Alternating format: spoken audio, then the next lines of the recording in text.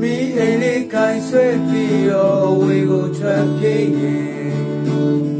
လူတွေမှုစင်တဲ့မြင်တော့နေရာများလဲညှို့ထိုးပါပြောမှုတဲ့နေရောက်တဲ့ကဘာကြီးနဲ့ပြီးရှုံရလာအောင်တိဆောက်ကြရဲ့မျောလင်းချက်များပေးမှုတဲ့တကယ်နဲ့တော့ပုံမြင်ပဲမင်းလိုချစ်ကိုနောက်ရင်းနဲ့ဆုံးပြရကြီးဆိုရင်လေဟောငါလည်းလူပဲအသေးကနာတဲ့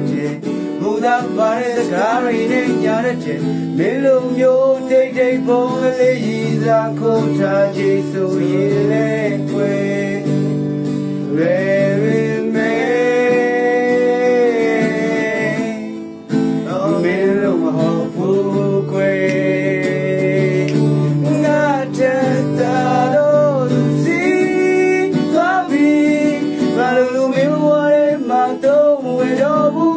စာတရားကိုငဲ့မချီရောဘူးငါတဲ့တာတော့လူစီ